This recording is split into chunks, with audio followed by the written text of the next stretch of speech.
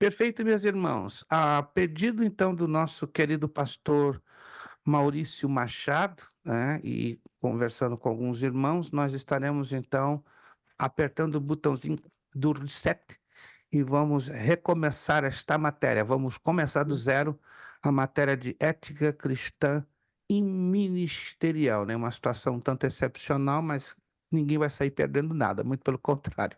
Então, essa é a primeira aula, ou a nova primeira aula da matéria de ética cristã e ministerial. Hoje é quinta-feira, 4 de janeiro de 2024.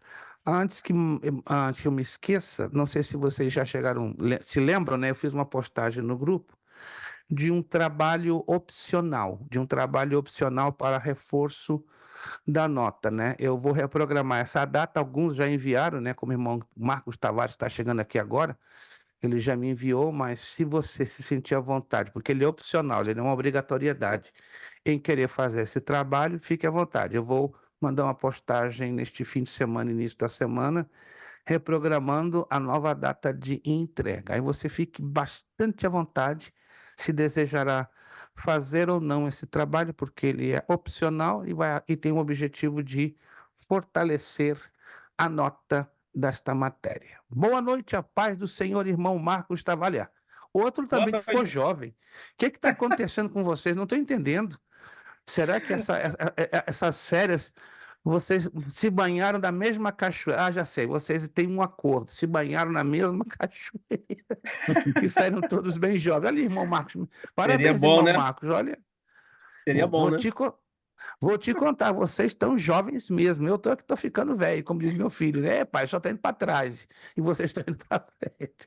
Mas é bom rever todos vocês, a gente fica feliz, né? E ansiosos, estamos contando aqui nos dedos a possibilidade de voltarmos, se Deus assim nos ajudar e permitir, e o pastor com vocês em acordo, possamos voltar para o presencial, né? Eu estou com bastante saudade de vocês, não que eu estou me queixando que estamos no online, né? Tem várias vantagens em estar no online, né? Mas o presencial tem um toque todo especial. Mas amém, vamos continuarmos dentro do que estamos podendo fazer e se aprover a Deus e ao pastor da igreja e a vocês, voltaremos sem nenhum problema ao presencial. Perfeito, irmãos. Vamos então recomeçar a matéria de ética cristã e ministerial. Eu só quero ler, nada mais. Somente, né, vamos continuar na mesma didática que estávamos usando. Eu só quero ler um parágrafozinho da nossa apostila na página 3. Não vou me delongar lendo, né, a apostila, como já havíamos entrado em um prévio acordo, mas só fazer a leitura desta introdução, nada mais, nada mais.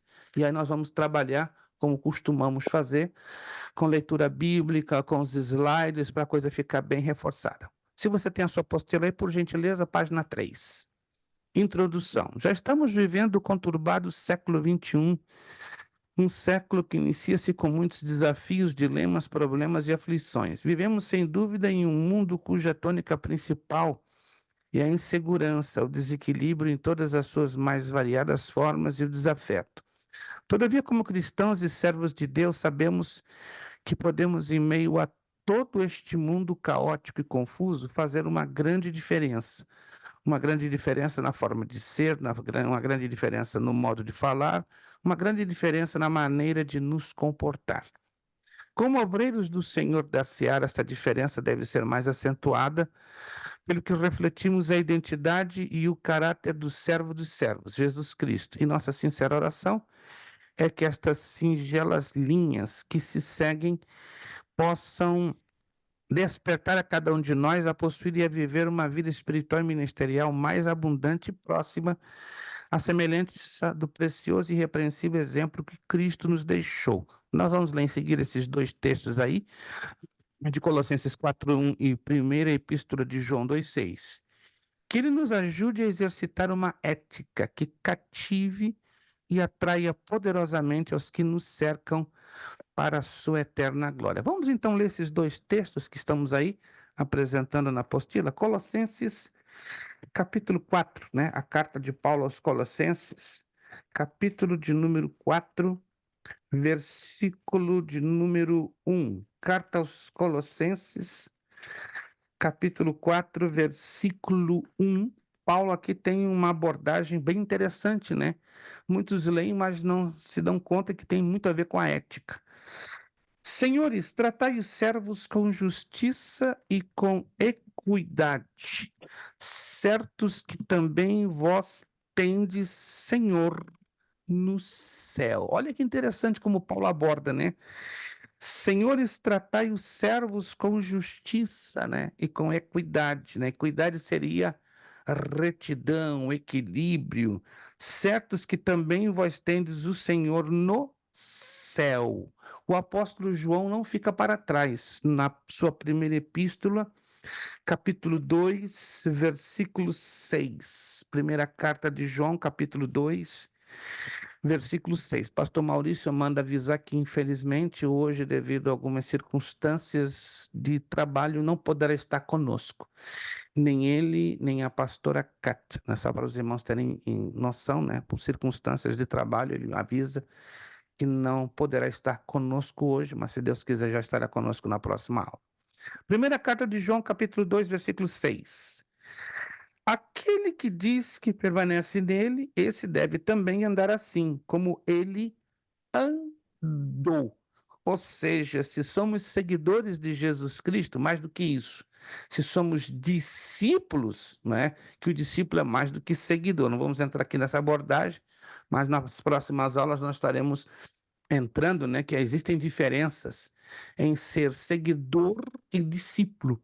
Nem todo seguidor é discípulo, embora todo discípulo é um seguidor de Cristo, mas aqui se trata de ser discípulo, né? Aquele que diz que permanece nele, esse deve também andar assim como ele andou, ter o mesmo comportamento, ter a mesma ética, ter a mesma forma de ser. Vamos então entrar então com nossos slides, que eles vão falar mais do que nunca as nossas necessidades, né, na abordagem desta matéria. Vamos lá? Isto, todos estão enxergando os slides, quero ter certeza que todos estão enxergando, sim ou não? Todos estão enxergando isto, porque às vezes acontece que eu coloco aqui na tela, mas por alguma razão os alunos não conseguem enxergar. Perfeito, vamos lá. Ética é a ciência que estuda os deveres do homem no meio da comunidade em que vive. Assim, a ética cristã é a ciência que estuda a conduta e os bons costumes no meio da comunidade cristã. O ministério pastoral precisa ter uma reação estreita e harmoniosa com a ética referendada na Bíblia Sagrada. Isso quer dizer que nós, como cristãos, em alguns casos ministros, precisamos vivenciar a ética, tanto ela no ângulo cristão, como no ângulo ministerial, em se tratando de obreiros, de ministros, de auxiliares, pois, do contrário, estaríamos desqualificando este livro, a Bíblia Sagrada, porque este é o nosso manual de ética. Estudar ética, introduzindo-nos, né, é muito importante para o aperfeiçoamento dos nossos relacionamentos e conduta na sociedade. Vamos ver então que a ética cristã ela se difere da secular. Aqui nós estamos vendo nessa ilustração, né, um homem segurando dois fiéis e os bracinhos dele funcionando como uma balança. Veja, interessante. A ética secular ela fundamenta em valores materialistas e relativistas. Porém, a cristã tem como eixo a palavra de Deus, a revelação divina imutável. Então, não podemos estar afastados ou destacados deste livro. Este livro é tudo para nós compreendermos a vivência prática do que é ética. É relevante identificarmos os principais fundamentos da ética cristã a fim de aperfeiçoar nossa vida de comunhão com Deus e testemunho cristão à sociedade. Jesus, certa feita, em Mateus 5:13 a 16, ele lança um discurso muito profundo. Vós sois o sal da terra e a luz do mundo. Eu gostaria de saber se alguns de vocês podem me dizer o que levou Jesus a fazer essa declaração dupla, ou seja, Jesus afirma que eu e você, nós cristãos, somos o sal da terra e a luz do mundo. Por que Jesus usa essa metáfora? Para nos comparar, ou mais do que isto, para dizer que temos as mesmas propriedades do sal da terra e da luz do mundo. Quero ouvir a 2 ou 3 de vocês. Vamos lá. Qual a razão que vocês creem que Jesus toma essa declaração de grande impacto? William, tu és sal da terra. Josevaldo, tu és sal da terra. Marcos Tavares, tu O, és o, sal sal, da terra. o sal Vamos tem a lá, William. finalidade de preservação, né? Usa-se ainda, né, para se salgar carnes ou algum tipo de alimento. Então, preserva-se ali a ética e os bons costumes por conta do evangelho que nós temos à disposição. E a luz do Yeah, mundo é que yeah. nós devemos iluminar, né, eu creio.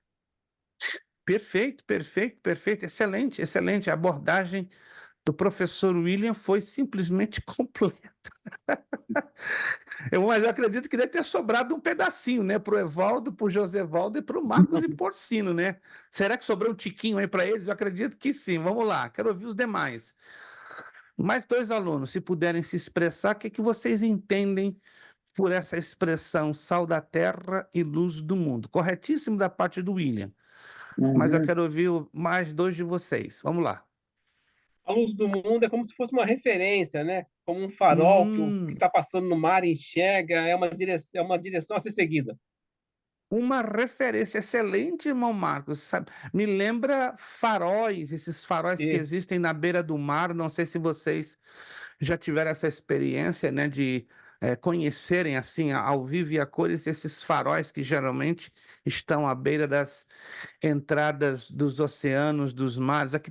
Aqui na Europa tem muito. Muito. No Brasil, eu só conheci um farol na área do estado do Rio de Janeiro, mas aqui você vê muitos faróis no norte dos Estados Unidos, né? Eles lançam uma luz à distância, uma luz grande, né? E ela é tão profunda, ela é tão extensa e ela é tão intensa que ela guia os navios de grande porte, os barcos, né? Para que elas não encalhem nos arrecifes, né? E possam ter noção que estão, ainda que talvez em um dia, uma noite nublada, sendo orientados. Excelente. Mais alguém gostaria de fazer alguma abordagem sobre o que você interpreta, o porquê que Jesus entra com essa declaração, sal da terra e luz do mundo? Como o William falou, o sal, né, para preservação, como o William falou, naquele tempo eles usavam o sal para preservação dos alimentos. E no nosso caso, né, a preservação do evangelho, a preservação das éticas cristãs e a luz para, no caso de iluminação, para você enxergar onde você está indo, onde você está pisando, onde você está prosseguindo. Excelente, excelente. Boa abordagem do nosso irmão Josevaldo, né? O mundo de hoje necessita de referência e de preservação. Por isso que Jesus nos compara, né? Ou mais do que uma comparação, isso é uma declaração que somos de fato o sal da terra e a luz do mundo. E nós temos uma linha comportamental que está ligada a essas duas metáforas. Conceito de ética cristã, definição geral. Preste atenção ali, você já passou por isso, mas estamos, né, fazendo uma refrescagem, uma reciclagem de grande importância. A palavra ética ela tem 2 origens, uma na língua grega e outra na língua latina. No grego possui origem no vocábulo ethos, que significa costumes ou hábitos. Já por outro lado, no latim, esse termo corresponde à palavra mos, que significa moral, no sentido de normas ou regras. Devido à proximidade linguística desses termos, muitas das vezes são usados como sinônimos. Contudo, devemos defini-los separadamente, ou seja, de acordo com a circunstância e o contexto aplicado, várias situações vão implicar ética como costumes ou hábitos. Por outro lado, dependendo do contexto aplicado, a ética vai estar ligada à moral, a sentido de normas ou regras. Então, temos que avaliar muito bem de perto qual é o contexto aplicável a um ou a outro termo, no grego ou do latim. Para a ciência, como é que se conceitua a ética e a moral? Ética pode ser entendida como a área da filosofia que investiga os fundamentos da moral adotada por uma sociedade. Cada sociedade tem um código de moral. Exemplo, nós somos brasileiros, temos um código de moral que se difere dos chineses, que se difere dos árabes, que se difere dos africanos, né? Eles são todos seres humanos, mas por possuírem uma cultura diferenciada a que nós brasileiros conhecemos, nós não podemos, por exemplo, forçar que um africano tenha hábitos e costumes como nós brasileiros, e assim por diante. Então, a ética, queiramos ou não, ela também está vinculada à questão da regionalidade e dos costumes e da cultura. A moral já se refere ao comportamento em relação às regras estabelecidas que pode variar uma cultura para outra. Vocês observem que para a ciência ambas caminham muito ligadas, muito intrinsecamente comprometidas. Há momentos que a ética se confunde dentro da moral e a moral dentro da ética. Então vamos separar bem isso aqui para não causar, às vezes, uma pequena confusão. Então, a ética ela pode ser entendida como a área da filosofia. Então, ela está mais voltada para o ângulo filosófico, que vai trabalhar com os fundamentos da moral adotada por uma sociedade. Já a moral, aí separando melhor, ela fala das regras, né, dos comportamentos variáveis de uma cultura para outra, mas ambas estão muito ligadas, intrinsecamente relacionadas, mas é interessante fazermos também a separação de um e de outro. A ética cristã tem como objetivo indicar a conduta ideal para a retidão do comportamento cristão. O fundamento moral da ética cristã são as Sagradas Escrituras. O livro de Provérbios, alguns de vocês já folhearam ou já leram, ou em alguma circunstância estudaram o livro de Provérbios? Por gentileza, vamos lá. Alguém de vocês? Isto. Já chegaram a ler e estudá-lo? Estudá-lo. Alguém chegou a estudar alguma vez o livro de Provérbios? Não? Recomendo. É um livro fantástico. Pensa num livro que é um código vivo e prático de ética cristã e ministerial. É tão rico o livro de Provérbios, mas tão rico, que ele nos ensina a como nos comportar até na mesa, na hora da comida. Você não acredita? Meu Deus, a gente nas próximas aulas eu vou mostrar para vocês textos que nos ajudam como cristãos a entender que até na hora da comida temos que ter ética, uma linha de conduta, de comportamento.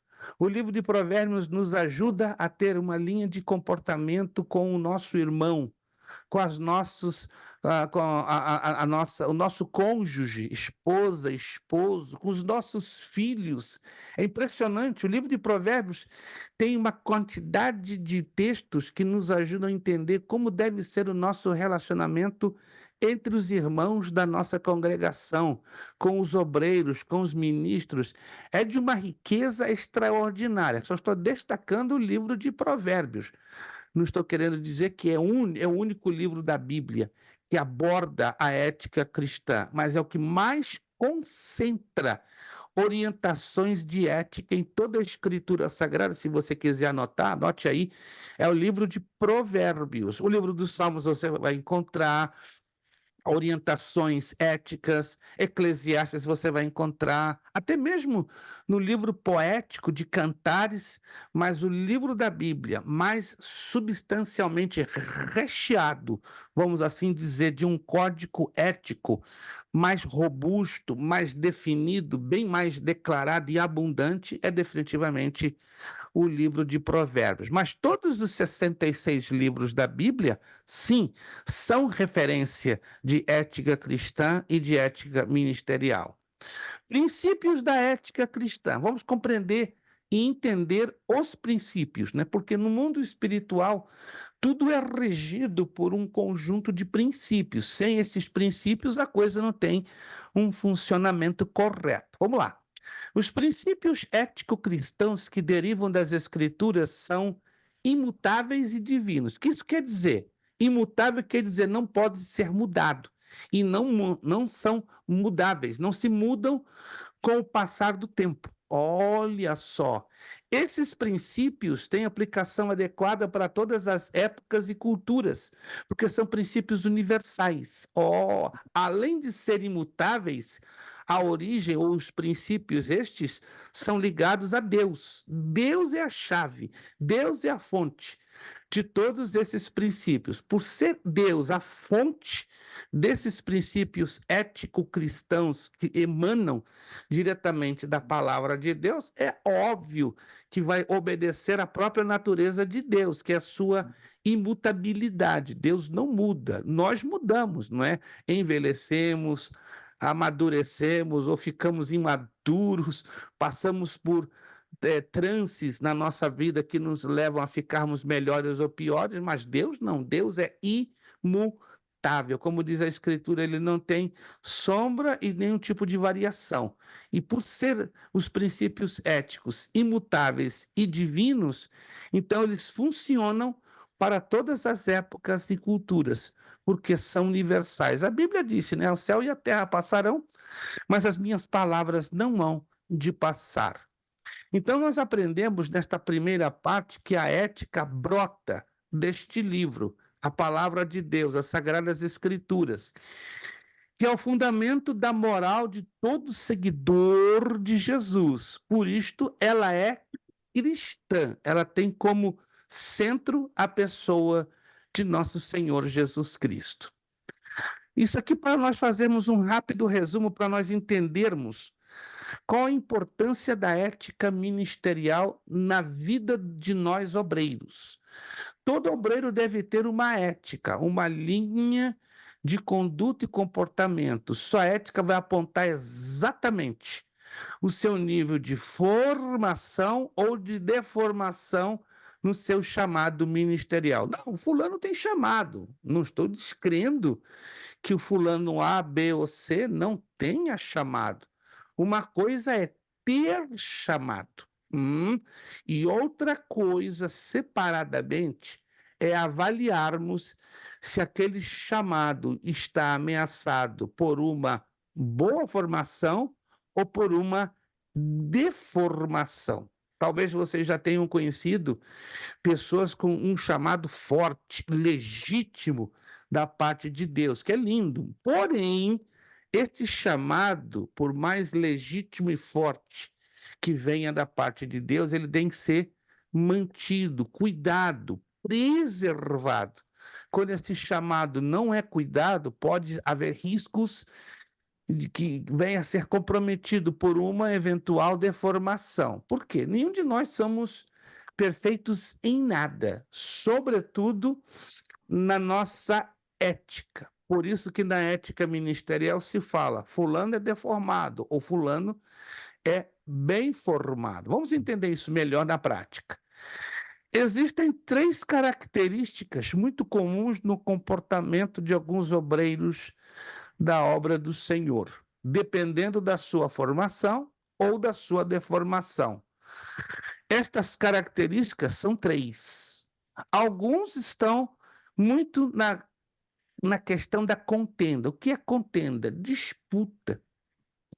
Entendem que a obra de Deus parece ser um campo de disputa. Eu quero fazer mais do que o outro. Mas não é assim. A Bíblia nos ensina que é trabalho para todos na obra do Senhor.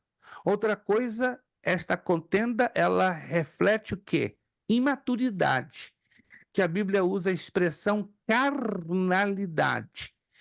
Quem é maduro, espiritualmente falando, vai entender que a obra de Deus é para todos fazerem. Ninguém é melhor do que o outro. Ninguém, todos foram chamados para servir ao Senhor, mas alguns se julgam melhores do que os outros, pelo seu problema de deformação. E aí começam a trabalhar com a carnalidade, ou seja, são tão imaturos que eles pensam que são os melhores no meio de um grande grupo. E aí essa carnalidade pode desencadear uma reação muito deplorável, chamada jogo de poder. Não sei se vocês já tiveram esta desafortunada experiência, eu já trabalhei em ministérios, infelizmente, né, com obreiros que contendiam, lutavam entre si para terem maior prestígio do pastor, da igreja, e aí demonstravam, claro, carnalidade e, consequentemente, jogo de poder, que jamais era algo que deveria acontecer, mas, infelizmente, quando existem esses obreiros que valorizam a contenda e a carnalidade, claro, infelizmente, o jogo de poder vai ser uma realidade bem triste e que vai, claro, prejudicar o rebanho de nosso Senhor Jesus Cristo no seu crescimento. No Antigo Testamento, como funcionava basicamente o ministério? Como era composto o grupo de obreiros? Eram compostos por sacerdotes, mas esses sacerdotes eles abriam em dois leques ou duas ramificações. Um grupo de sumo sacerdotes e um grupo de sacerdotes comuns. Vamos lá. Alguém de vocês já leram na Bíblia o que diferenciava os sumos sacerdotes dos sacerdotes comuns? Eu quero ouvir um ou dois de vocês. Porque se estamos falando aqui que no Antigo Testamento o ministério era composto basicamente de sacerdotes que abriam nesses dois leques, sumos sacerdotes e sacerdotes comuns, então há uma razão desta classificação. Quero ouvir um ou dois de vocês. O que vocês entendem pelo sumo sacerdote e pelo sacerdote comum? Vamos lá. Isso aqui é importante para a gente ter essa visão panorâmica para entendermos, não é, a base ministerial do Antigo, como ela se reflete dentro do Novo Testamento. O sumo Somente o... sacerdote, Sim, sim, pode vamos falar. lá. Pode falar. o sumo sacerdote era aquele que era o único que entrava no Santos dos Santos. Os sacerdotes comuns, eles serviam fora do Santos dos Santos. Perfeito. Alguém quer acrescentar algo mais? Tem um pouquinho mais, claro, né? Josevaldo trouxe uma síntese, está perfeito, muito bem abordado, muito bem colocado, que aí separa, distingue-se, não é, as funções básicas de um para com o outro. Claro, tem maiores detalhes. Alguém gostaria de acrescentar algum outro detalhe que O até aqui não sumo, foi ele mencionado? tinha uma superioridade hierárquica, ele oferecia sacrifício pelo povo e não simplesmente sacrifícios individuais. Certo. E, se eu não me engano, o acesso ao Santíssimo era só uma vez ao ano, onde ele oferecia o sacrifício pelo povo e lá ele experimentava a presença de Deus. Perfeito. Não apenas pelo povo, Ele estimado oferecia William, mas ele por também si oferecia por si mesmo, próprio. Isto, exato, para por si poder ter próprio. acesso, inclusive, né, para se colocar diante da Exato, presença de Deus. exato. Então, isso era uma função bem diferenciada dos sumos sacerdotes para os sacerdotes comuns. Os sacerdotes comuns não podiam, não eram autorizados, não eram guiados, não é, pela Escritura e nem pelo próprio Deus a exercerem essa função em particular. Muito bem colocado, né? Só fazer uma rápida abordagem, nós não vamos entrar hoje, pelo menos, por enquanto, em maiores detalhes, mas a roupa do próprio sumo sacerdote, a própria vestimenta entre os sacerdotes já trazia essa diferenciação. Na próxima aula, eu vou rapidamente mostrar aqui uma ilustração, que eu não quero tomar muito tempo nesse aspecto, né? Mas só para ilustrar melhor. A própria roupa do sumo sacerdote, nos seus muitos detalhes, já estabelecia em muito, né, essa diferenciação, né? O sumo sacerdote tinha um turbante, tinha uma couraça que sustentava sobre o seu peito, chamado de éfode, tá? Essa couraça ela era composta por 12 pedras e tinha ainda de quebra mais 2 pedras em cada um dos seus ombros, chamadas de urim e tumim. Muito interessante.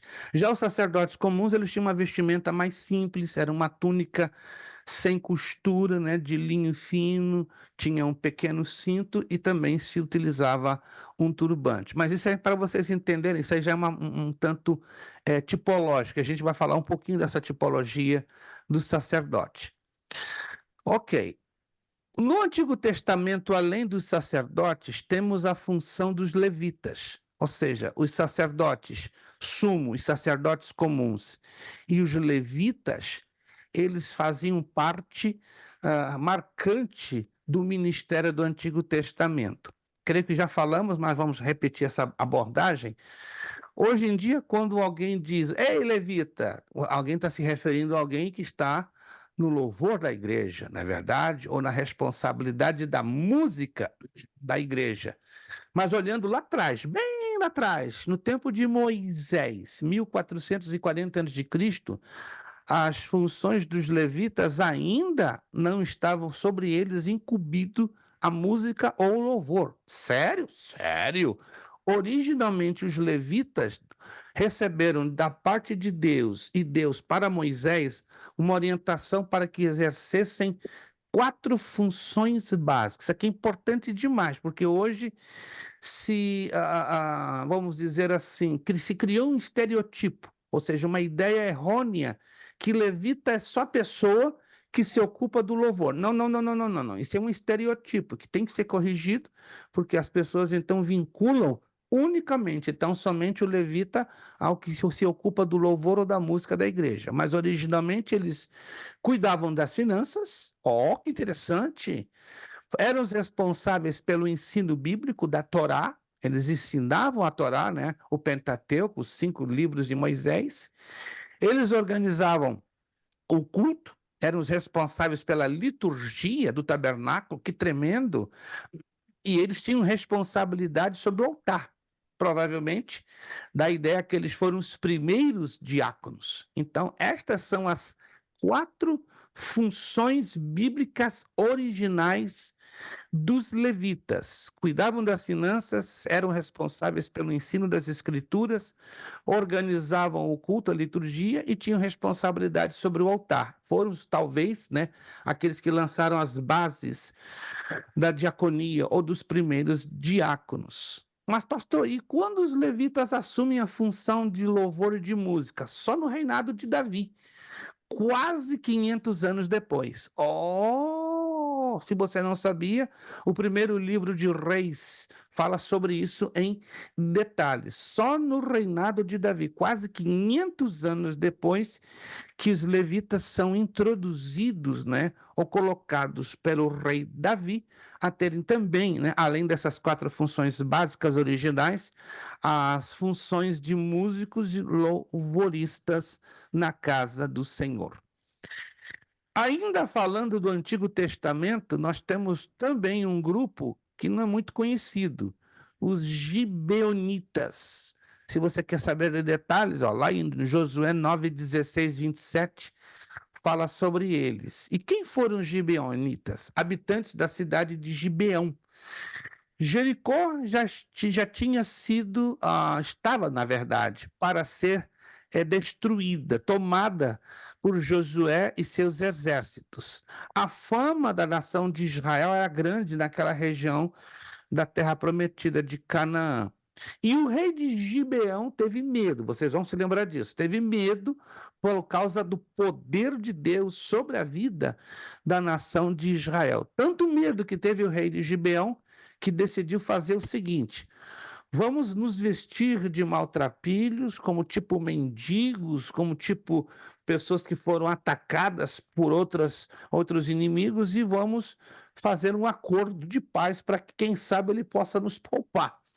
E foi o que aconteceu. Chegou lá, procuraram Josué, e Josué se compadeceu deles. Mas, como vocês já sabem, né, mentira tem perna curta. Josué descobriu que se tratava de uma encenação, de uma falcatrua, e Josué ficou indignado, tão indignado que não justificava, né? Tanto que o rei de Gibeão se reconheceu: não, nós tivemos medo e é essa razão que vínhamos aqui disfarçados de mendigos ou coisa semelhante. Quem sabe tu terias misericórdia de nós. Mas isso indignou de tal maneira a Josué que Josué decidiu colocar sobre eles uma penalidade. E que penalidade? Eles foram transformados em servos. Diz a Escritura que por todo o tempo que eles existiram ali na terra de Canaã, eles serviram a nação de Israel. Vocês se lembram em quais funções? Eles foram se transformaram servos, ok? Mas eles foram feitos servos para cumprirem duas tarefas específicas. Alguém se lembra?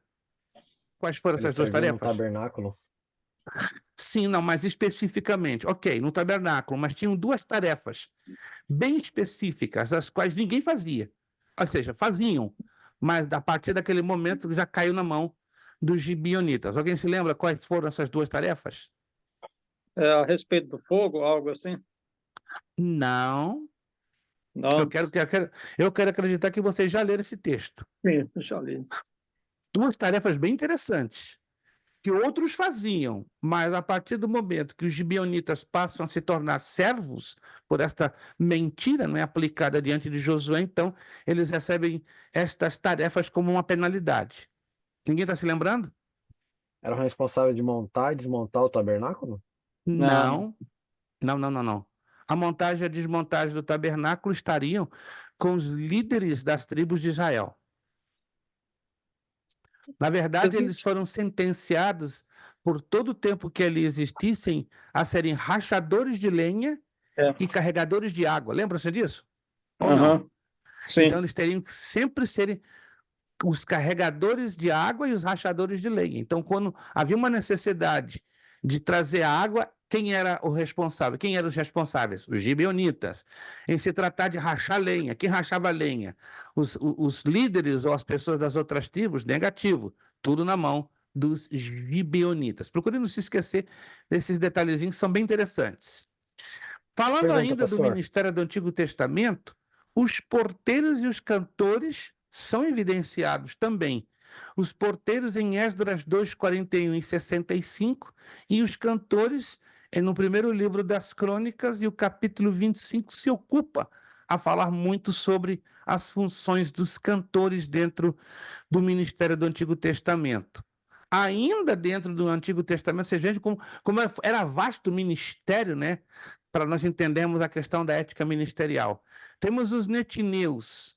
De acordo com Números 31, 47, Esdras 2, 43, 45, eles eram serventes do templo. Se tornaram auxiliares dos levitas. Depois, os midianitas, antes deles, exerciam as mesmas atividades. E Moisés, consequentemente, depois, transfere para eles a tarefa de proteção do tabernáculo. Então, para resumir melhor, os netineus se transformaram os protetores do tabernáculo. Começaram como serventes do templo e, por fim, Moisés transfere sobre eles a responsabilidade, né, de protegerem o tabernáculo. Entrando agora no Novo Testamento, isso tudo no Antigo Testamento. Vocês veem que é muito profícuo, é muito rico, né, o ministério no Antigo Testamento. Mas no Novo Testamento ficou bem sintético, né, bem resumido. Vamos lá. Vemos em 3 níveis. Os ministros do Evangelho, pastores e evangelistas, isso é muito variável de denominação para denominação. Temos os presbíteros, bispos ou superintendentes, e temos os diáconos. Olhando então nas palavras do grego koiné no original, os ministros do Evangelho, que hoje são qualificados, né, como pastores e evangelistas, encaixam-se na palavra grega poimen.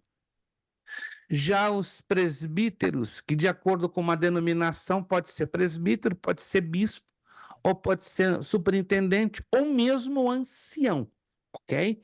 Tem denominações que não tratam o camarada como presbítero, e sim como bispo, tá?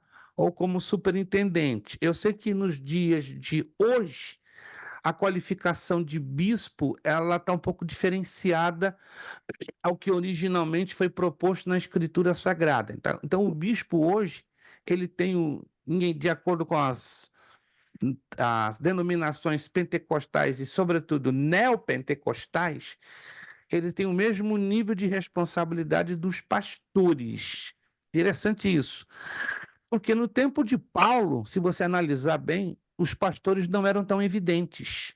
Eles passam a ser evidentes a partir do 3º século depois de Cristo. Isso quer dizer que nos 200 primeiros anos, ou até mais ou menos 270, 280 depois de Cristo, os pastores evangelistas não tinham tanta evidência no ministério do Novo Testamento, senão os presbíteros, bispos, superintendentes ou anciãos. Mas com o passar do tempo, a necessidade da igreja foi reformulando e adaptando essas hierarquias do ministério do Novo Testamento. O que ficou igual são os diáconos. Diáconos e auxiliares, isso não foi alterado, mas daqui para baixo, esses 2 patamares de pastores evangelistas e presbíteros, sim. Tanto que a presbiteriana, a igreja presbiteriana, por exemplo, quem governa de fato a igreja presbiteriana não é o pastor, é o grupo ou o corpo de presbíteros. Estranho isso, né? Os presbíteros colocam e descolocam os pastores. Os pastores só têm função espiritual na igreja, enquanto que os presbíteros têm dupla função, administrativa e também espiritual. Já na igreja metodista, de acordo com pode ser ela metodista livre, metodista renovada, metodista tradicional, aí quem manda são os bispos, não é? Ou os anciãos. Então está tudo muito variável, porque é uma questão de fundo histórico e até mesmo cultural. Mas isso praticamente foi a simplicidade estabelecida do ministério do Novo Testamento.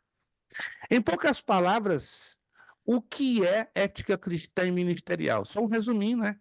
Do grego, ethos, do latim, mos. Pode significar costumes e usos, como também usos, modales, linha de comportamento, posturas. A ética, ela nos leva a verificar que a cristã e a ministerial têm que andar de mãos dadas. Isso à luz, claro, das escrituras sagradas. Olhando para as escrituras sagradas, vamos então melhor entender isso aqui, ó. A ética, é uma engrenagem de grandíssima importância. E essa engrenagem, ela movimenta 2 outras engrenagens: o ser cristão e o ministério. Vamos entender isso aqui, né? A importância do ser cristão e perdão, avancei um pouquinho, do ministério. Vamos entender primeiro a palavra ministério. Ela vem do grego, a expressão diakonion. A mesma palavra diácono é a mesma palavra para ministério. Então, diácono, ele é um ministro que serve. Porque ministério ou diaconião está ligado a serviço, emprego da abnegação no serviço, servir sem medir esforços, doar-se no sentido de viver em prol dos demais. Então, o ministério é a primeira engrenagem, que pela ética vai ser movida pelo ser cristão. Ser cristão, olha interessante, quer dizer pequeno Cristo, porque vem do grego, não é? Ungido. Então, cristão está ligado com Cristo, que quer dizer ungido, e nós cristãos somos portadores que possuímos a unção, o caráter de nosso Senhor Jesus Cristo. A ética, então, ela vai ser a engrenagem principal que vai mover o ministério com o ser cristão. E ter ética é refletir Jesus Cristo no nosso comportamento e no nosso serviço e abnegação a Deus e ao nosso próximo. Isso é lindo. Quando temos ética ou temos a prática, a vivência da ética, vamos entender a importância de servir como legítimos cristãos para engrandecimento do nosso Deus. Vamos daqui a pouquinho já entrar no nosso intervalo, mais 5 minutos, mas vamos agora passar para os fundamentos da ética cristã. A primeira base que fundamenta a ética cristã começa lá no Antigo Testamento e no Monte Sinai, com o Decálogo. E o Decálogo são os 10 mandamentos, que são preceitos éticos, que fazem parte da lei moral de Deus. É o que está escrito em Êxodo, capítulo 20, do verso 1 ao verso 17. Me permitem mencionar os 10 mandamentos, né? Eu sei que alguns já têm de cor e salteado na memória, mas outros, de repente, ainda não tem muito claro. Primeiro mandamento, não terás outros deuses diante de mim. Segundo mandamento, não farás para ti imagens de escultura e não as adorarás. Terceiro mandamento, não tomarás o nome do Senhor em vão. Quarto mandamento, lembra-te do dia do sábado para o santificar. Quinto mandamento, honra pai e mãe. Sexto mandamento, não matarás. Sétimo, não adulterarás. Oitavo, não furtarás. Nono, não dirás falso testemunho. E o 10º, não cobiçarás. Agora eu chamo a atenção a vocês disso aqui, ó. O primeiro, o segundo, o terceiro e o quarto mandamento, eles estão totalmente ligados com a relação do homem para o seu Criador. Então, tudo que precisamos a nível do nosso relacionamento com Deus, no sentido que vertical, está em cima dos 4 primeiros mandamentos. Anotaram? Olha que interessante. Então, os 4 primeiros mandamentos são os preceitos éticos que governam o nosso relacionamento para com Deus, vertical. Já os outros mandamentos, do 5º ao 10º, referem-se à relação do homem com o próximo, ou seja, o 5º, 6º, 7º, 8º, 9º, 10º, são os mandamentos que governam o nosso relacionamento ético com o nosso próximo, com o nosso irmão, com a pessoa que nós temos como vizinho, colega de trabalho. Não precisa ser necessariamente um cristão, não é? Agora, chama a atenção de vocês mais uma vez que Davi foi o homem segundo o coração de Deus. Concordam comigo? A Bíblia, pelo menos assim o diz. Davi, o homem segundo o coração de Deus. Mas Davi pisou na bola. Davi cometeu um pecado que trouxe consequências nefastas e terríveis para a sua vida e sua família. Mas qual foi o problema de Davi? Preste atenção. Davi foi perfeito em guardar o primeiro, o segundo, o terceiro e o quarto mandamento. Então, Davi tinha uma ética linda diante de Deus e para com Deus. Alguém está me acompanhando? Davi tinha uma ética perfeita e linda entre ele e o próprio Deus. O grande problema de Davi não foi na sua ética para com Deus, foi para com seu próximo. Uau! Porque se você observar bem, quando ele peca com Betsabé, o que ele faz? Não cobiçarás. Ele já de quebra, bum, já arrebenta com o 10º mandamento. Quando ele quebra o 10º mandamento, não cobiçarás, ele já decide adulterar. Não adulterarás, quebra o 7º. Aí ele rouba a mulher do próximo, não furtarás, e mata o esposo, Urias. Com isso, ele diz falso testemunho e desonra o pai e a mãe. Uau! E aí quebrou tudo. Então, Davi foi perfeito entre o primeiro e o quarto mandamento. Honrava a Deus eticamente, mas desonrou o seu próximo na quebra do 10º, do 9º, 8º, 7º, 6º e 5º mandamento. Mas a Bíblia chama ele o homem segundo o coração de Deus. Para fechar essa primeira parte, para a gente fazer o nosso intervalinho de 7 minutos, Deus chama pessoas ocupadas, pessoas que trabalham. Deus nunca vai chamar alguém desocupado para uma responsabilidade, porque isso vai comprometer tanto a ética cristã como a ministerial. Ociosos, não é? Só atrapalha a obra de Deus. Os homens a quem Deus chamou estavam todos ocupados, trabalhando. Tiramos alguns exemplos aqui, ó. Davi trabalhava no campo com ovelhas quando Deus o chamou. Saul procurava jumentos perdidos, extraviados, cumprindo a ordem de seu pai. 1 Samuel 9:3. Gideão arava o trigo, Juízes 6, 11 e 12. Eliseu arava o campo, 1 Reis 19:19. Mateus trabalhava na coletoria de impostos, Mateus 9:9. Moisés trabalhava no deserto, Êxodo 3:10. Os primeiros apóstolos estavam ocupados, pescando. Uns estavam lançando redes, outros estavam consertando redes. É o que nos ensina Mateus 4, 18, 21.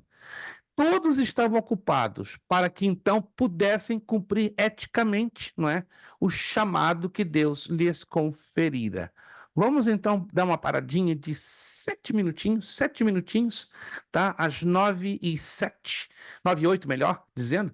Nós voltamos então para você relaxar um pouquinho. Sim, Josivaldo, por gentileza. Pergunta, pastor. Voltando Faça. nos sacerdotes. Os Sim. sacerdotes, eles tinham cargo de liderança? Eles tinham cargo de liderança ou só um cargo espiritual? Ao mesmo tempo, era um cargo espiritual e, ao mesmo tempo, era um cargo de liderança. Por que de liderança? Qual era o ponto de contato entre Deus e a nação de Israel? Eram sacerdotes. No Antigo Testamento, nós vemos 2 cargos de liderança que ficaram bem destacados: profetas e sacerdotes. Se quiserem anotar, isso aqui é bem interessante. Agora, tanto o profeta como o sacerdote trabalhavam no sentido invertido. Como assim, no sentido invertido? Me acompanhe.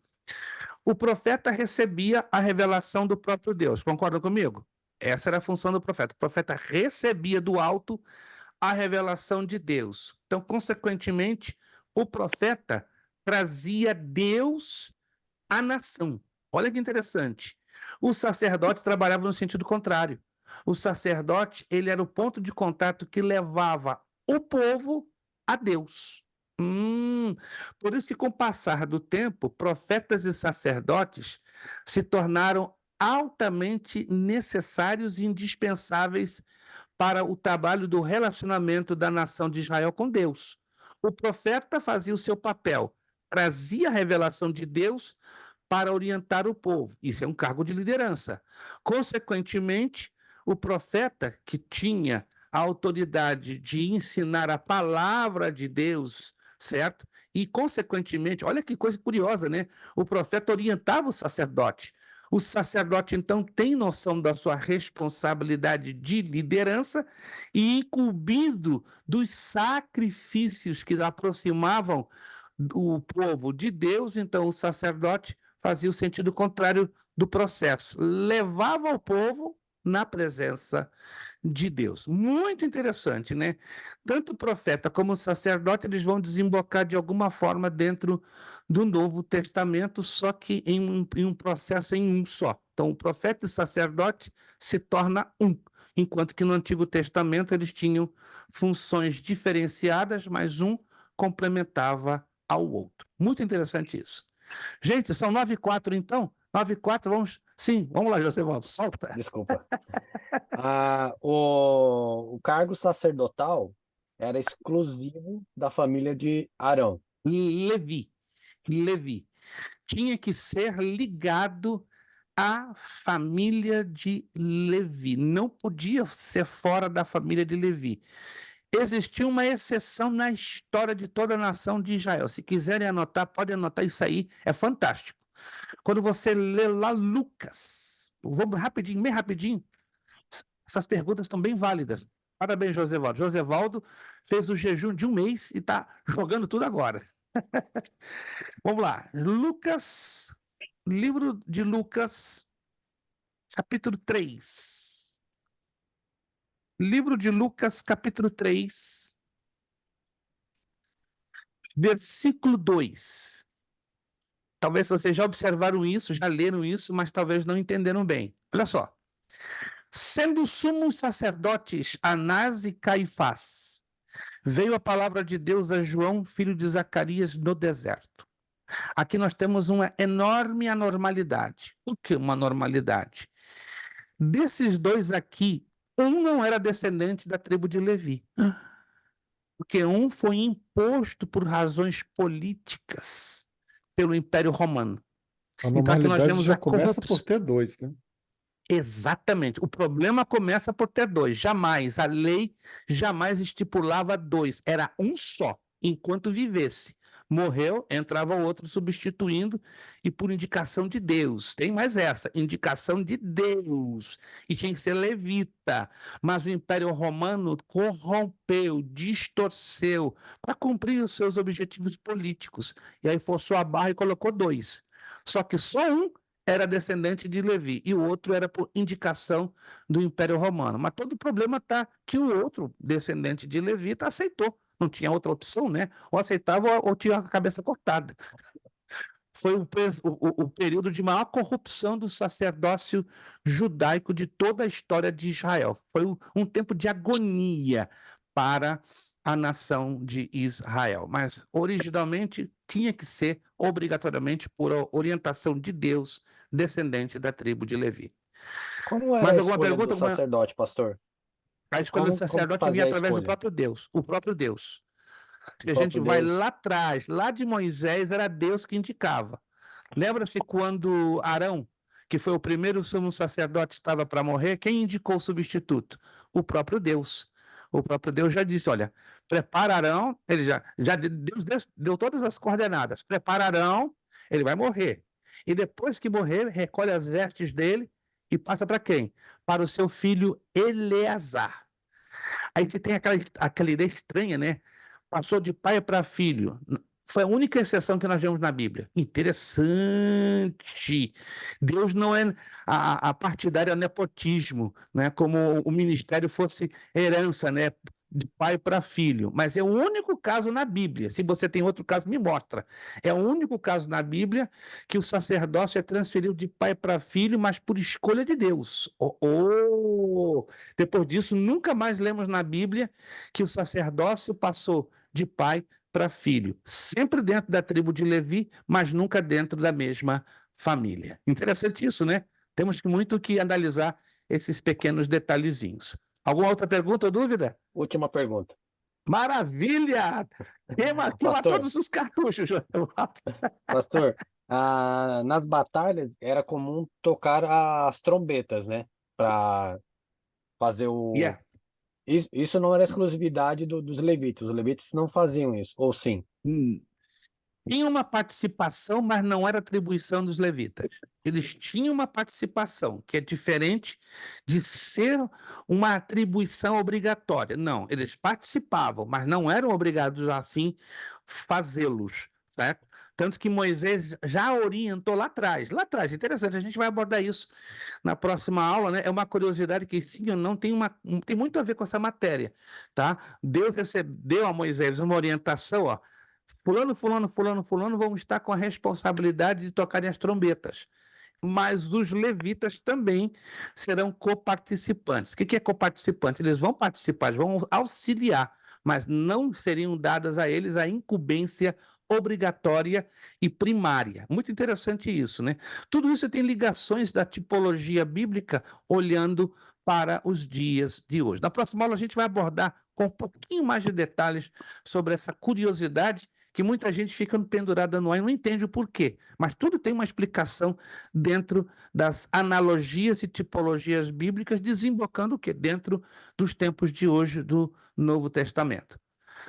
Tudo bem, gente? Se tem mais perguntas, jogamos para depois, senão o nosso tempo de intervalo fica um pouquinho prejudicado. São 9h10, vamos até 9h17, tá bom? 9h17, não desliga sua conexão, só fecha o seu vídeo, fecha o seu áudio, e aí 9h17 nós voltamos. Obrigadão, gente. Vai lá tomar sua água, toma o seu cafezinho gostoso, estica a sua perna e daqui a pouco voltamos.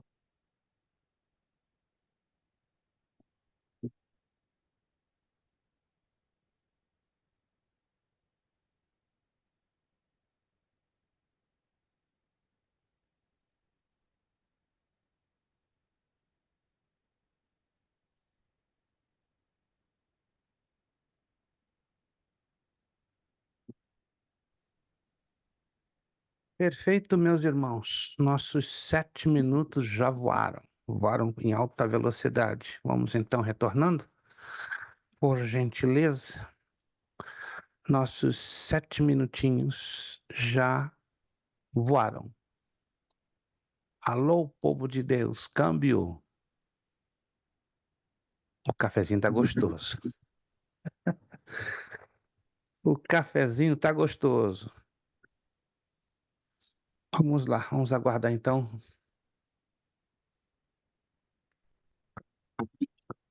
Isto. Tá lá o Josevaldo tomando um cafezão daqueles, ó. Misericórdia, tá? Dá gosto até de ver o sorriso quando ele coloca a xícara na boca. Essa hora é um chazinho, pastor. Ah, é um chazinho, porque café para alguns emborca, né? Eu já não funciono. Eu, Pra mim, infelizmente, agora essa já hora já não. não. Café já não é legal, Não, não. eu fui proibido pelos médicos de consumir café cafeinado. Então agora é tudo de kef. É que essa situaçãozinha de saúde que eu tive deu uma prejudicada um pouquinho mais forte no meu coração. Então agora eu estou um pouquinho mais deficitário no coração. Mas graças a Deus Mas os, estamos aí os nos cafés cuidando. descafeinados hoje estão com uma qualidade muito boa. Você nem percebe que é descafeinado. Até no sabor, no sabor. Aham. O Starbucks tem uma marca de café descafeinado, ele é carinho, porque tudo que é do Starbucks é qualidade. Eu comprei esses dias, rapaz, não tem a mínima diferença do gosto do cafeinado. Muito bom. O Aham. cheiro lembra demais um café normal. O único detalhe é que não tem cafeína. E tô É. amando. Pouquinho caro, mas tô amando, porque não... já os outros, eu comprei um outro café da Folgers. A Folgers é um pouquinho mais para baixo, um pouquinho Uhum. mais ordinário. Aí você sente uma diferença bem notável no gosto, é um gosto meio estranho, tipo Aham. metálico. É. Mas o Starbucks é simplesmente fantástico. Caro, mas vale a pena. Já não me divorcio de nada do decaf do Starbucks. É muito bom, muito É bom. bom, eu gosto de Starbucks também. William, onde estás tu, vaso de Jeová? Bom, Marcos só deixou a cadeira, né? O arrebatamento veio, levou ele, deixou a cadeira. Assim vai ser no Não é arrebatamento, ó. possível. Não é possível que. Eu- Mas o cenário do arrebatamento tá ali, gente, tá sendo gravado. Olha que coisa mais fantástica, né? Bom, o Marcos estava lá numa boa, vamos ver, Jesus levou e deixou a cadeira lá solta. E a câmera olhando, ei, aqui ocupava Marcos Tavares.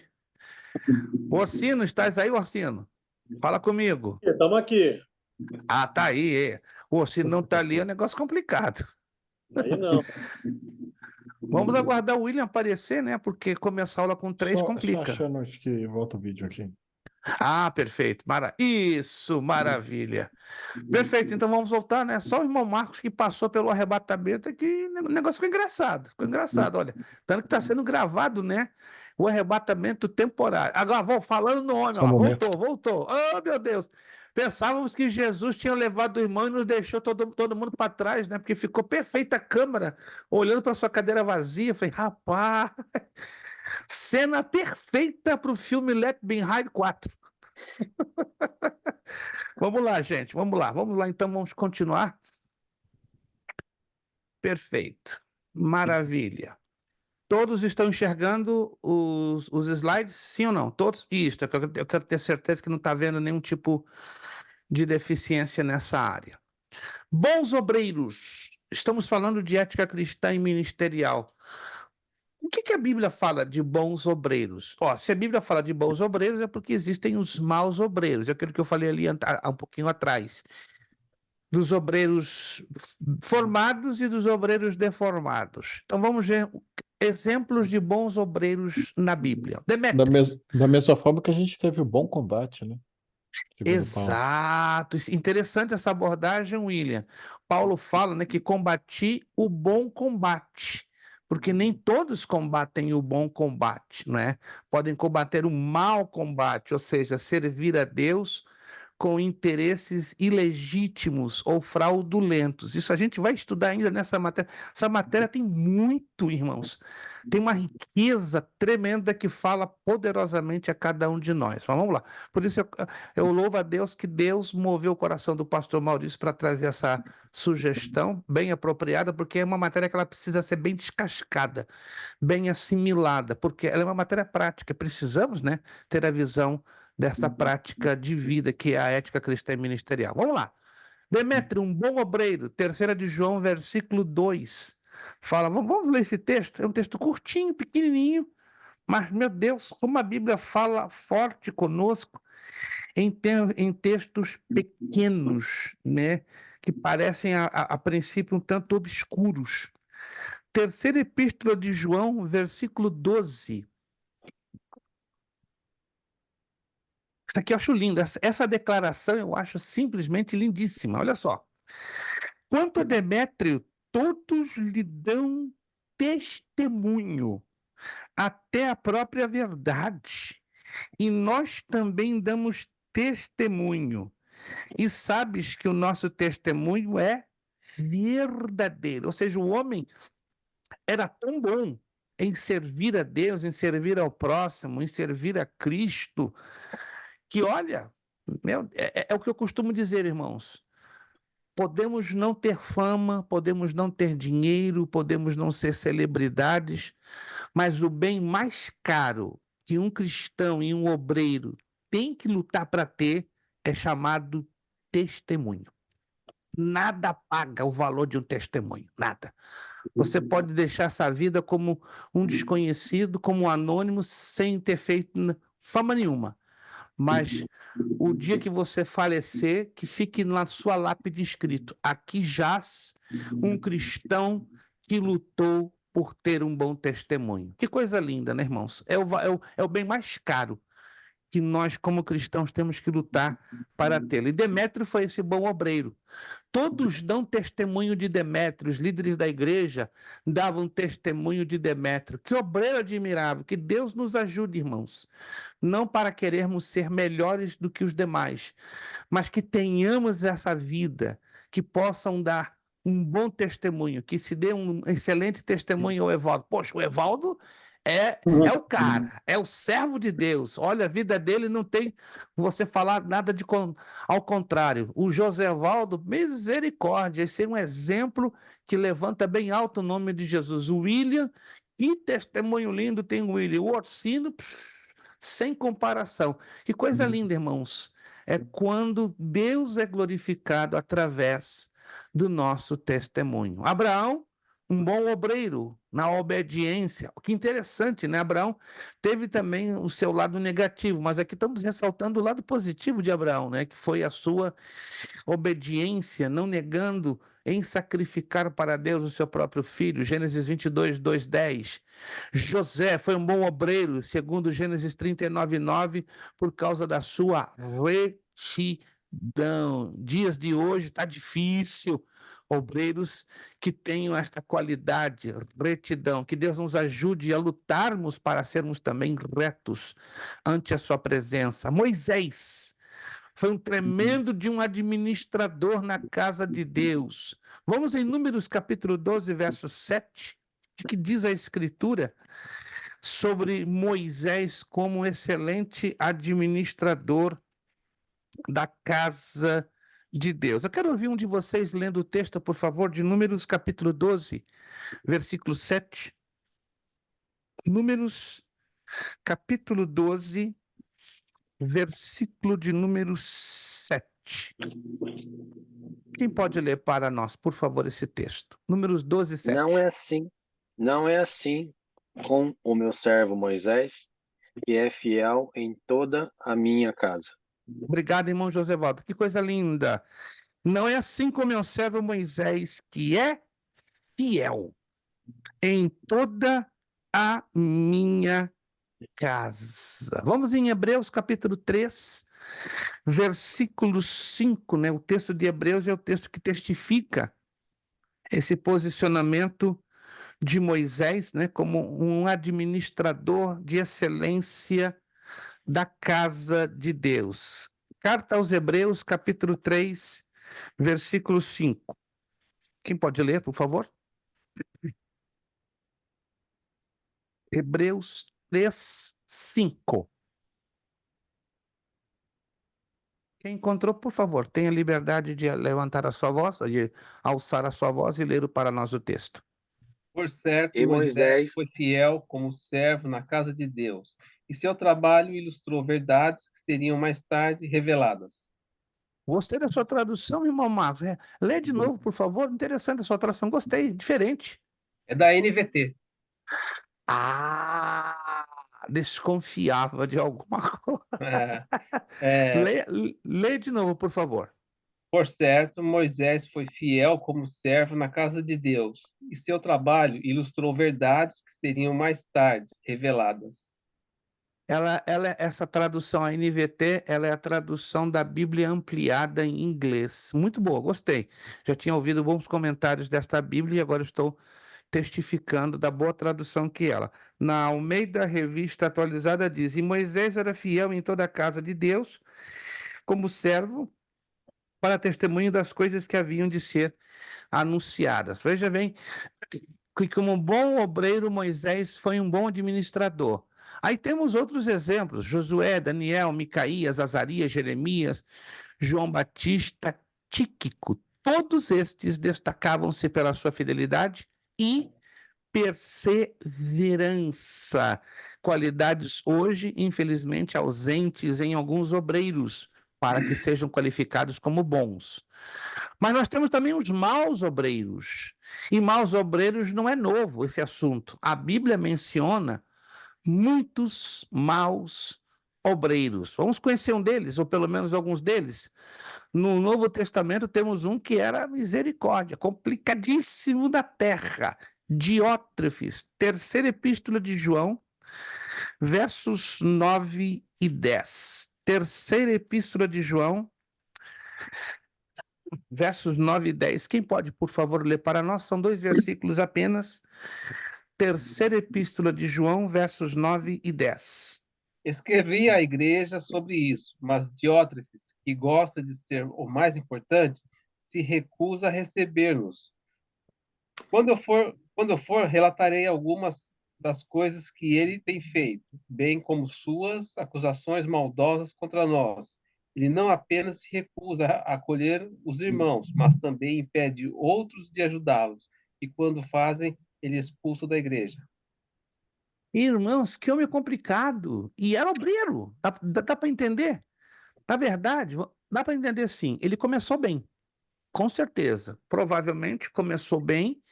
Alguns historiadores, né, como Suetônio e Plínio, que são historiadores paralelos à história da igreja, afirmam que ele começou a crescer muito espiritualmente e até prosperar materialmente. Parece que esse crescimento, essa prosperidade subiu a cabeça de Diótrefes. Ele não soube administrar o crescimento. É interessante isso. E aí ele então se revelou quem era na verdade. Ele era uma pessoa arrogante, uma pessoa prepotente e, acima de tudo, uma pessoa manipuladora. Então, Diótrefes é a característica clássica nas escrituras do obreiro manipulador, né? Era egoísta, indelicado, maledicente, falava mal dos outros, autoritário, dominante e perseguidor. Temos um outro também, né, chamado Ahimaás, lá no Antigo Testamento. Ele era filho do sacerdote Zadok. Ahimaás não tinha nome, mas ele tinha pressa. Mas Ahimaás não tinha mensagem. Que estranho. Segundo livro de Samuel, capítulo 18. Vamos lá. Vamos observar isso. Eu acredito que alguns de vocês já devem ter passado por esse texto. mas talvez não observaram o quão estranho foi o comportamento de Aimaas. Segundo livro de Samuel, capítulo 18, versículo 19. Então disse Aimaas, filho de Zadok, deixa-me correr e dar notícia ao rei, de que já o Senhor o vingou do poder de seus inimigos. Verso 23. Seja o que for, tornou Aimaas, correrei. Então Joabe lhe disse, corre. Aimaas correu pelo caminho da planície e passou o etíope. Tinha um etíope correndo junto com ele. Agora, olha o verso 29. Então perguntou o rei, vai bem o jovem Absalão? Quem era o rei? Davi. E respondeu Aimaas, vi um grande alvoroço quando Joabe mandou teu servo o rei, porém não sei o que era. Olha que loucura. Ele só teve o prazer de ir na frente, de ser o primeiro, mas sem nenhuma mensagem. Agora eu faço a seguinte pergunta: o que fará um obreiro do Senhor sem mensagem para o povo? Aimaas é o tipo do obreiro separado antes do tempo. Enviado antes do tempo, que vai ser chamado e que vai sem ser chamado. Olha só, irmãos. Muitas pessoas hoje são colocadas em postos, em cargos de responsabilidade, porém fora do tempo.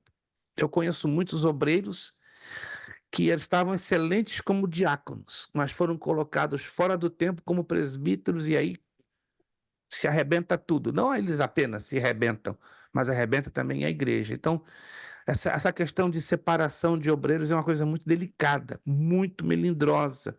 Tem que ter, obviamente, uma direção clara, objetiva, direta.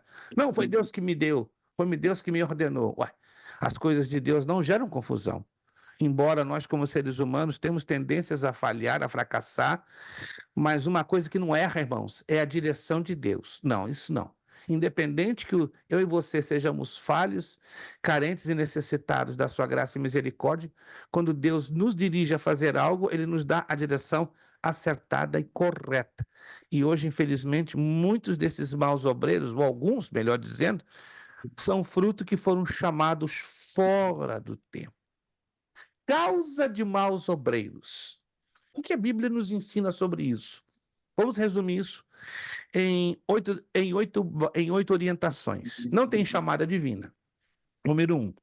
Não tem direção divina. Número 2. Separados para o trabalho antes do tempo. Número 3. Imaturidade espiritual crônica. 4.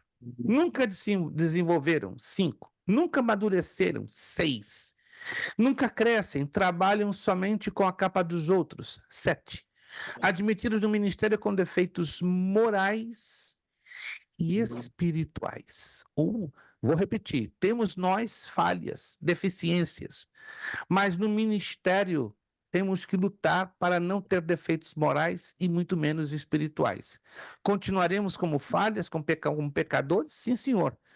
Mas nós temos que lutar para sermos exemplos, não de maus obreiros, mas de bons obreiros. E aqui nós temos 8 causas de porque muitos ou alguns são constatados na casa do Senhor como maus obreiros. Vamos avançar um pouquinho?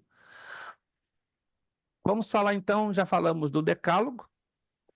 Vamos falar então da importância dos profetas. O Josevaldo nos falava dos sacerdotes, aí eu abordei que o eixo profeta e sacerdote, eles desenvolveram um papel de grande importância na ética ministerial do Antigo Testamento. Vamos agora falar um pouquinho sobre os profetas, né? Os profetas eram aqueles que traziam Deus ao povo, e os sacerdotes aqueles que levavam o povo a Deus, ou seja, o sentido inverso. A mensagem dos profetas do Antigo Testamento tem uma imensa influência ética para os seguidores de Jesus, abarcando e envolvendo 3 esferas. Olha só que interessante. Os profetas do Antigo Testamento, incluem-se aí muitos, começando pelo próprio Moisés, aí vai para Elias, Eliseu e tantos outros, eles trabalhavam com 3 esferas: a esfera moral, social e espiritual. A esfera moral ela é bem discriminada em um texto do livro do profeta Jeremias, capítulo 17, do verso 1 ao 11, é um pouco longo esse texto, não vamos ler, e também dentro de Malaquias 1, 6, 14 e 2, 10, 16. Então, a esfera moral, toda ela está resumida nesses 3 textos, de Jeremias 17, Malaquias 1 e Malaquias 2. Mas a esfera social, ela é bem explícita ou bem desenvolvida em todo o capítulo 58 do livro do profeta Isaías e em Miqueias 2, 1 a 5. Muito interessante. Se você ler todo o capítulo 58 do livro do profeta Isaías, vai estar falando sobre o verdadeiro jejum que agrada a Deus, mas coloca o jejum como um assunto chamativo, mas conectado com várias situações que implicam princípios sociais. E eles se encaixam direitinho com Miqueias, capítulo 2, do verso 1 ao 5. E a esfera espiritual. Esse aqui é o texto aqui pequeno, mas vamos ler pelo menos um. Jeremias 31, 31, 32. Vamos lá ler esse texto. Jeremias 31, 31, 32. Muita gente conhece aquele, Jeremias 33, 3. Clama-me a mim, respondi-te-ei e anunciar-te-ei coisas grandes e firmes que tu não sabes. Esse é bem conhecido no livro do profeta Jeremias. Mas o 31, 32, 32, 31, 32, ele é pouco conhecido. Vamos lá. Jeremias 31, 31, 32. Eis aí vem dias, diz o Senhor, em que firmarei nova aliança com a casa de Israel e com a casa de Judá. Não conforme a aliança que fiz com seus pais, no dia em que os tomei pela mão, para os tirar da terra do Egito, porquanto eles anularam a minha aliança. Não obstante, eu os haver desposado, diz o Senhor. Então aqui Deus está deixando bem claro que Deus estaria fazendo uma nova aliança com o Israel unido. Vocês observam que no verso 31 ele fala de Israel e Judá, que nessa ocasião estavam, né, as duas nações quebradas em duas. Mas aqui ele está falando também de uma futura aliança que seria a nova aliança, que é a aliança que foi feita, claro, na cruz do Calvário com o derramamento do sangue do Senhor Jesus Cristo. Então, os profetas do Antigo Testamento, eles pré-anunciaram o que Jesus veio fazer com a pregação no reino de Deus, né? Anunciando o reino de Deus, né? Veio trazer as esferas moral, social e espiritual. Ou seja, os profetas lançaram essas 3 bases da ética cristã. Jesus vem e Jesus traz os evangelhos. E evangelhos são as boas novas, como fala Mateus 9,35. Os seguidores de Cristo são convocados a viverem as doutrinas do Evangelho e adotarem a ética e a moral do reino de Deus como estilo de vida. Aí chegou-se um ponto máximo, ponto culminante, que a ética cristã era necessário ser o quê? Um estilo de vida. Não algo teórico, algo banalizado talvez por alguns, mas a ética precisava ser o quê? Uma prática, um estilo, uma vivência que até então não era exercitada. Os fariseus foram censurados e repreendidos pelo Senhor Jesus porque eles eram muito de falar, mas muito pouco de fazer. E quando faziam, não faziam com coração, com verdade, com sinceridade. Marcos 10, 42, 45 confirma a importância da experiência ética e da moral do reino de Deus como estilo de vida. O Sermão do Monte, meu Deus, o Sermão do Monte é como fosse o livro de Provérbios, mas condensado. Todos os princípios éticos do Novo Testamento estão dentro dos capítulos 5, 6 e 7 do Evangelho de Mateus. Este sermão contém princípios do mais alto ideal moral. Como já falei, Mateus capítulo 5, 6 e 7 são reveladas a ética e a moral do reino de Deus em questões. Olha as questões que esses 3 capítulos nos abordam: ira, adultério, divórcio, juramento, vingança, amor, esmola, oração, jejuns, pré-julgamento, falsos profetas, alicerces espirituais. Irmãos, isso aqui é uma riqueza. Isso aqui é uma riqueza tão grande que dá para fazer estudo bíblico com a igreja um ano inteiro, só trabalhando com Mateus capítulos 5, 6 e 7. Oh, meu Deus, minha oração é que Deus mova as igrejas, pastores e ministérios a se focarem nesses 3 capítulos, que pouco se ensina e pouco se valoriza, não é verdade? Se lê por alto, mas não na profundidade de entender que a ética e a moral do reino de Deus são revelados de maneira detalhada, dentro desses 3 capítulos, porque partiu de Jesus trazer essa ética naquele conhecido e impactante sermão chamado Sermão do Monte. O Sermão do Monte está para os cristãos como o Decálogo está para os judeus. Então, os 10 mandamentos foi a base da ética e da moral do povo judeu, mas o Sermão do Monte ela se torna superior, não é? Porque é o próprio Jesus que está revelando agora para a igreja este fundamento de uma forma maravilhosa. As epístolas paulinas, ou seja, cujo autor foi o apóstolo Paulo, e as gerais também trazem ensinamentos aprofundados. Vamos resumir em 5 partes, e já estamos finalizando a nossa aula hoje. Falam de 5 coisas muito chamativas que nós vamos desenvolvê-las na próxima aula. Nossa relação com Deus. Romanos 12, 1, 2, Hebreus 13, 7 e 17 nos dá todas as orientações que precisamos biblicamente para entendermos a nossa relação ética com o próprio Deus. 2, a nossa relação com o Estado. Esses dias um irmão por telefone me questionando: pastor, um cristão deve obrigatoriamente pagar impostos ao governo? Claro, Jesus orienta isso. O apóstolo Paulo orienta isso. Então é pecado sonegar impostos? À luz da Bíblia, sim. Ih, pastor, então estou mal. Porque eu já não declaro os meus impostos há 9 anos. Meu amigo, tu não está entendendo o problema que tu está te colocando. E não está legalizado, que é complicado. Porque se você não paga os impostos, alguém deve saber dessa informação, por muito tempo, na hora da legalização, pega, e pega pesado. Mas, acima de tudo, do que nós temos esta obrigação para com o Estado. 1 de Pedro 2, 11 a 17 também nos ensina isso. Terceira coisa que das epístolas paulinas e gerais nos ensina a nível de fundamentos de ética cristã é a nossa relação com o próximo. Esses textos aqui são tremendos.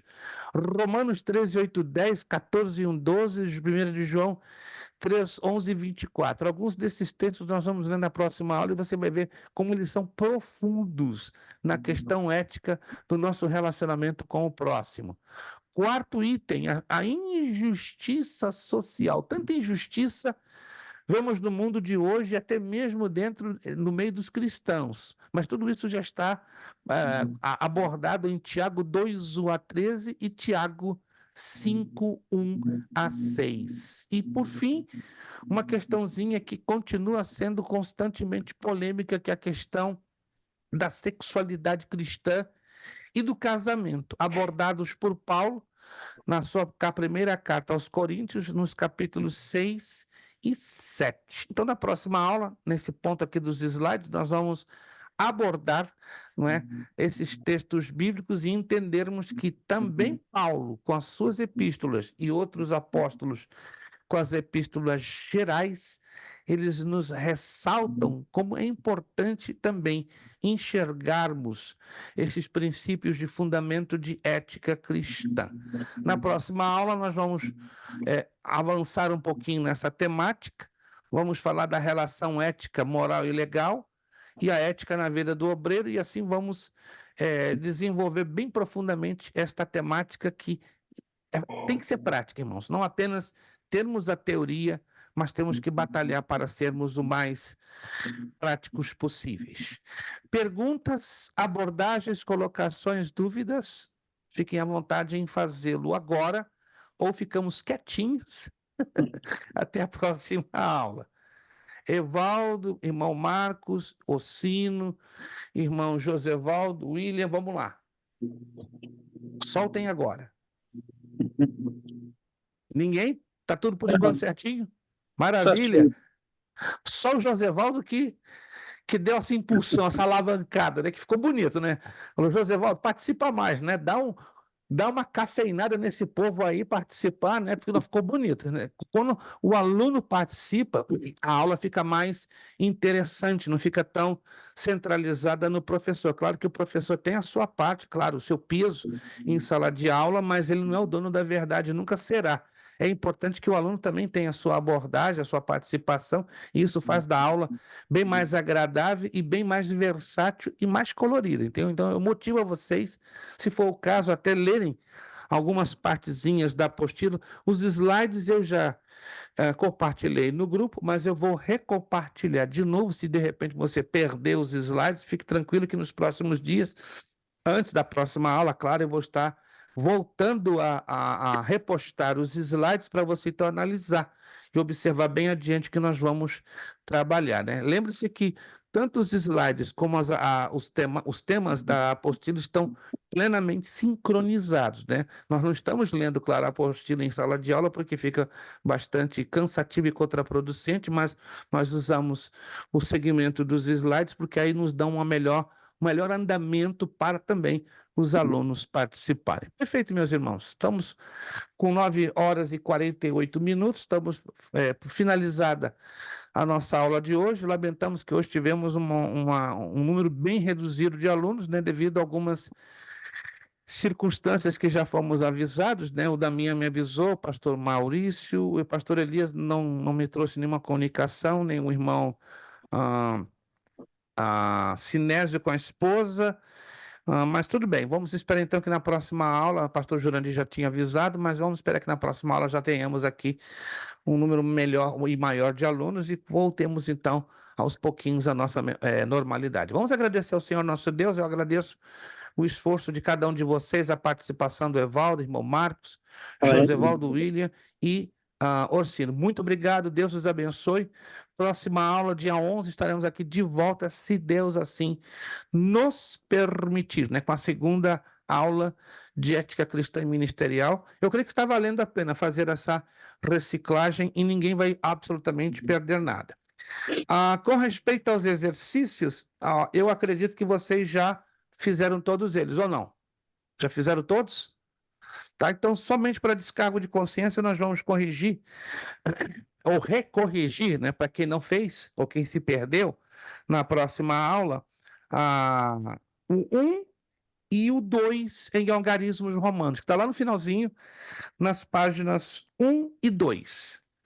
1 e 2, somente a página 1 e a página 2, tá? Se você perdeu os exercícios, nós vamos estar simplesmente recorrigindo estes exercícios que estão exatamente nas páginas 1 e na página 2 e dando aí, então, continuidade à nossa aula. Vamos agradecer ao Senhor nosso Deus. Vamos pedir ao nosso irmão Evaldo, que já está ali com seu áudio aberto. Nosso irmão Evaldo estará, então, levantando a sua voz e nos despedindo com a palavra de oração. Muito obrigado a todos vocês, Deus os abençoe, tenham um ótimo final de semana, um abençoado final de quinta, tá? Um dia abençoadíssimo no poderoso nome de Jesus e próxima quinta, dia 11, estaremos aqui, se Deus quiser, de volta. Irmão Evaldo, agradecendo-nos com oração. Senhor, nós queremos te agradecer por essa noite, pela palavra que foi Aleluia. ministrada aqui. Que essa palavra, Senhor, possa encontrar lugar em nossos corações, que possamos, Senhor, fazer o melhor para ti, que possamos ser achados como os obreiros aprovados. Aleluia, Possamos, Senhor. meu Deus, dar bom testemunho, Senhor, do teu reino, como também, Senhor, nós oramos para aqueles que não puderam estar aqui conosco hoje. Tu conheces Glória a as Deus. necessidades de cada um, como também, Senhor, os compromissos que eles têm. Por isso, Senhor, nós te agradecemos por tudo que tem feito por nós, pela nossa saúde, pelo o ano que passou, Senhor, esse ano que está reiniciando, que esse trabalho, Senhor, possa dar frutos e continuar, Senhor. Outras pessoas também venham se juntar a nós. Essa é a nossa oração, Senhor, em nome de Jesus. Amém. Amém. Não se esqueça do nosso lema: seriedade, Seriedade, compromisso, compromisso, Compromisso, disciplina, disciplina, disciplina, seriedade, seriedade, seriedade, compromisso, compromisso, compromisso, disciplina, disciplina, seriedade, seriedade, compromisso compromisso, e disciplina. disciplina. disciplina. É necessário que ele cresça É necessário que ele necessário que cresça ele e cresça que eu diminua. e eu e que diminua. eu É diminua. necessário que ele cresça É necessário que É ele necessário cresça que ele e cresça que eu diminua. eu e diminua. que eu É diminua. necessário que ele cresça É necessário que É ele cresça necessário que ele cresça e que eu diminua. eu diminua. que E eu a diminua. Deus damos o quê? A honra, a glória e o poder. Muito obrigado. Deus os abençoe. Amém. Bom descanso, ótimo final de quinta. E se Deus quiser, próxima quinta, 11 de janeiro, estamos aqui de volta nessa telinha abençoada. Obrigado, saudades de vocês. Amém. Beijo no coração de todos. Deus os Amém. abençoe. Até a próxima quinta, se Deus Deus quiser. abençoe. A paz do Senhor. Muito obrigado. Amém.